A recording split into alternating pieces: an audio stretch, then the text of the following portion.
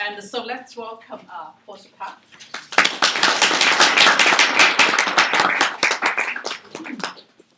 Can all of you hear me fine? Okay.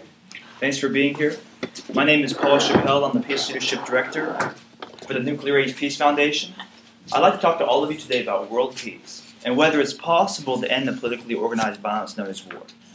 I'd like to begin by asking you all a question. What do you think when you hear the words world peace? Do you think that world peace is naive, impossible, possible? What are your thoughts when you hear the words world peace? Anybody want to share? Possible and necessary. Good answer. Anybody agree or disagree? Agree. Agree. Anybody disagree? Think it's naive or impossible? Nobody? I was going to say sometimes it sounds like an end goal when it's more of like a process. So I think people think it's like something that we'll get to instead of like something that's acted out. That's a good point. It's a means, right? It's a way of getting to that goal. Is the goal possible, though, do you think? Anybody think it's impossible? Usually everybody thinks it's impossible. Have any of you seen the movie Miss Congeniality with Sandra Bullock?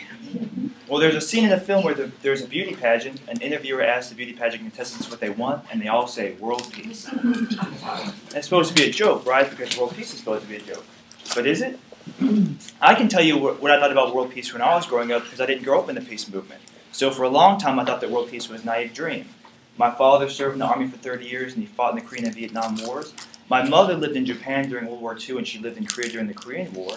I graduated from West Point. I served in the Army for 7 years. I was deployed to Baghdad, and I left the Army just 15 months ago as a captain. But what if I told you that I learned at West Point and in the Army that world peace is possible? Furthermore, a simple question can help us understand whether world peace is possible or whether world peace is a naive dream. And that question is, are human beings naturally violent or naturally peaceful? If human beings are naturally violent and war is something that we're supposed to do, then it would be naive to assume that world peace could ever happen.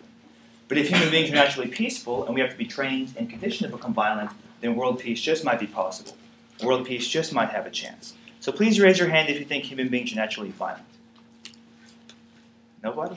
Usually everybody thinks we're naturally violent. Okay. Please raise your hand if you think we're naturally peaceful. Okay. Please raise your hand if you think we're naturally violent and naturally peaceful.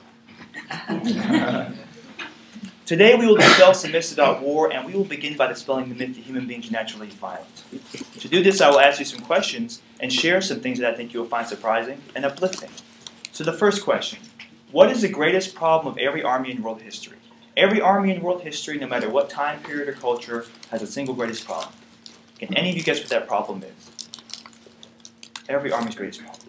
Getting people to kill people. Oh, good answer. Getting soldiers to kill. Armies, by the way, have lots of problems. Supply, logistics, recruiting, getting people to kill. But there's an even bigger problem than that. There's an even bigger problem than getting soldiers to kill other people. Getting support and propaganda. That's another big problem, getting support from the population. But if you don't solve this problem, the war won't even begin.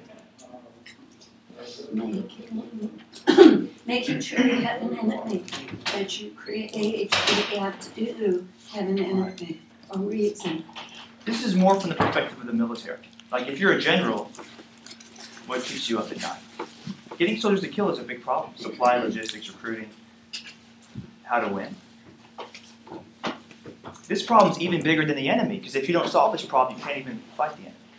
But the greatest problem of every army in world history, it's not how to get soldiers to kill, it's how do you get soldiers to die. That's a bigger problem.